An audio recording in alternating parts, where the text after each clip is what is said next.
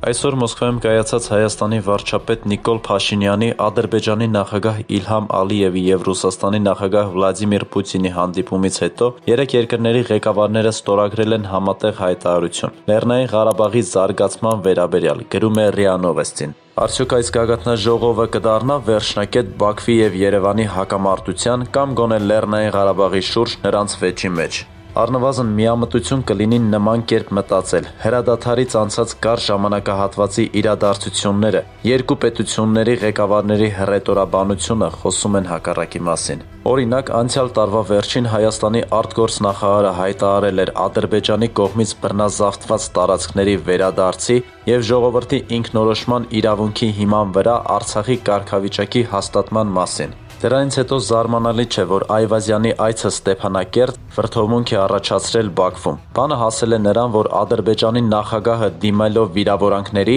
Երևանին սպառնացել է Երկաթե բռունցքի կիրառմամբ։ Իր հերթին Հայաստանի արտաքին գործերի նախարարությունը անհիմն ու դատարկ է որակավորել Ադրբեջանի ղեկավարի բոլոր պնդումները։ Բաքուն պահանջներ է ներկայացրել նաև ռուս խաղաղապահների դեմ, որոնք ըստ ադրբեջանական կողմի դուրս են գալիս իրենց իսկ առաքելության շրջանակներից և բացահայտ գործում են հանուն հայերի շահերի։ Նման մեղադրանքների անհեթեթության աստիճանը դուրս է գալիս առողջ բանականության սահմաններից։ Միևնույն ժամանակ Երևանը մեղադրում է Բաքվին շատ ավելի հստակ և լուրջ բաների համար, որ հայտարարության ստորագրումից մեկ ամիս անց ադրբեջանական բանակը հարձակում է իրականացրել հայկական կողմի դեմ Ղարաբաղի Հադրութի շրջանի բնակավայրերի տարածքում, ինչի հետևանքով եղել են զոհեր, մարդիկ են գերեվարվել։ Որքան էլ որ սուր պահեր լինեն Ադրբեջանի և Հայաստանի հարաբերություններում, Կրեմլի դիվանագիտության միջոցով դրանց կարգավորումը կարելի կլիներ համարել քիչ կամ շատ լուծելի, եթե չլիներ մեկ այլ հզոր և հավակնոտ խաղացողի ներկայությունը այս հակամարտության մեջ։ Ոչ մի դեպքում չպետք է մոռանանք Անկարայի դերի մասին։ Թուրքիան Ադրբեջանի հաղթանակը համարում է վերջին ժամանակների իր իսկ ռազմաքաղաքական նվաճումներից թերևս ամենագլխավորը, և դժվար թե թույլ տա, որ Մոսկվան չեզոքացնի այն։ Օրերս Թուրքիայի խորհրդարանի նախագահ Մուստաֆա Շենթոփը հանդես է եկել հայտարարությամբ, սպառիչ պատկեր տալով հաջողությունից Անկարայի գլխապտույտի մասշտաբների մասին։ Ըստ խոսնակի, Ղարաբաղի համար մղված մարտերը ոչ միայն ցույց են տվել Թուրքիայի կողմից տրամադրվող զենքի և հնարավորությունների անհավանական արդյունավետությունը, այլ ստիպում են խոսել աշխարհում պատերազմներ վարելու ողջ կոնցեպցիայի հնարավոր վերանայման մասին։ Նման շրջադարձերով մնում է կես քայլ, մինչև Թուրքիայի չակերտներում ասած աշխարհում ամենաուժեղը հռչակելը։ Նա նաև ասել է, որ ժամանակակից աշխարհում հակամարտությունները չեն լուծվում, այլ միայն սառեցվում են, այդպիսով ստեղծելով առճակատման նոր կետեր։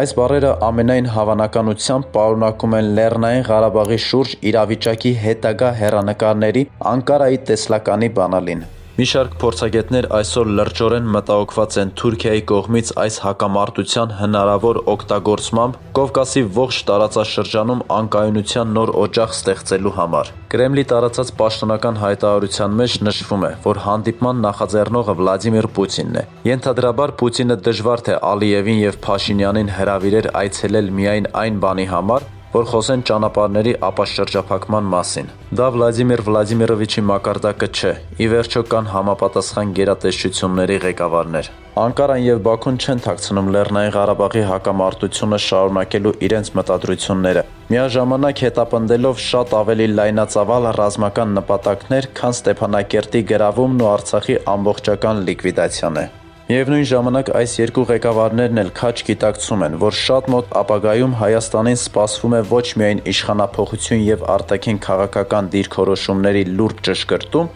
այլ նաև առաջին հերթին բանակի և ամբողջ պաշտպանական համալիրի լայնամասշտաբ բարեփոխում և արդիականացում։ Իրավիճակի նման զարգացումով այլևս հնարավոր չի լինի կրկնել 2020-ի կայծակնային պատերազմը։ Նման նկատառումները կարող են ինչ-որ մեկին, ինչպես Անկարայում, այնպես էլ Բաքվում դրդել գնալու շատ վտանգավոր և չմտածված քայլերի, Ղարաբաղյան հիմնահարցի վերջնական լուծման գործընթացը արագացնելու համար։ Ենթադրաբար Մոսկվայում ընթացիկ հանդիպման հիմնական նպատակն է բացառել նման ցանկացած հնարավորություն։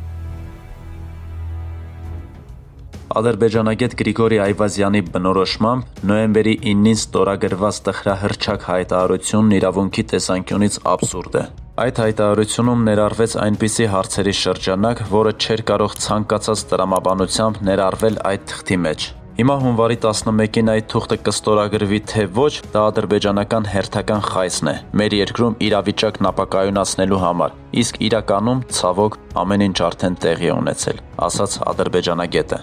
Իսկ այն, որ համաձայն Նիկոլ Փաշինյանի հունվարի 8-ի ֆեյսբուքյան գրառման նոյեմբերի 10-ի եռակողմ հայտարարության հետագա իրագործման մեր առաջնահերթություններից է հայտարարության 8-րդ կետի լիարժեք իրագործումը, ըստ այդմ պետք է տեղի ունենա գերիների, պատանդների եւ այլ պահվող անձանց, ինչպես նաեւ մարմինների լիարժեք փոխանակում։ Եվ հարցին Հայաստանը ճիշտ վարվեց, երբ բոլորը բոլորի դիմաց սկզբունքից ելնելով վերադարձրեց 2014 թվականին դիվերսիայի եւ մարդասպանության համար Արցախում դատապարտված Դիլհամ Ասկերովին եւ Շահբազ Գուլիևին, Գրիգորի Այվազյանը պատասխանեց. Դա շատ սխալ էր, որովհետև ինչպես Սաֆարովի, այնպես էլ այդ երկու մարդասպանների դեպքում իրենք հասկացան, ինչքան Հայաստանն իրենց ընդառաջ գնաց, այնքան իրենք կարող են գերիներ վերցնել։ Հիշում եք, չէ՞, որ դրանից հետո մոտ 70 հոգու գերի վերցին ադրբեջանցիները, ու նրանց մասին որևէ տեղեկություն չկա։ Մենք այսպիսի զիջումներով Ադրբեջանին ուղղակիորեն խրախուսում ենք, որ դիմի հակամարտկային, հակաիրավական քայլերի, նոր գերիներ վերցնի ու նոր պահանջներ ներկայացնի Հայաստանին։ Այդ երկուսին վերադարձնելով ու 40 հոգու հետ վերցնելով հասանք նրան, որ ադրբեջանցիները մոտ 70 նոր գերի վերցին։ Խոսվում էր նաև մարմինների լիարժեք փոխանակման մասին։ Կարելի էր ու պարտավոր էինք այդ երկու մարդասպանների մարմինները վերադարձնել։ Ադրբեջանագետը շեշտեց, համաշխարհային պատմության եւ քաղաքականության մեջ միշտ ուժը նշանակություն ունի, ոչ թե թուղթը։ Մեր փրկողակն է այս դժվար իրավիճակում միշտ կողմնորոշվել, իսկ դրա համար պետք է առաջ նայենք։ Պետք է օրինակ վերցնենք Ադրբեջանից, փորձենք մեր շահերը համադրել մեր դաշնակիցների շահերի հետ։ Մյուս կողմից էլ այն թշնամական կետերը, որ կան մեր դաշնակիցների ու թշնամիների միջև, օրինակ Թուրքիան, Ադրբեջանը, Ռուսաստանը, հստակ խնդիրներ ունեն։ Դրանք բորբոքենք։ Վերջին մի քանի օրերին Ռուսաստանը խստացրել է հռետորաբանությունն Ադրբեջանի հետ, երբ իրենց խփված ուղաթիռի հետ կապված գործը վերավորակավորեց որպես կանխամտածված սպանություն։ Պետք է սրացնենք նրանց հակասությունները, փորձենք մեր շահերը համադրել Ռուսաստանի շահերի հետ։ ԱՄՆ-ում իշխանության է գալիս դեմոկրատական վարչակարգը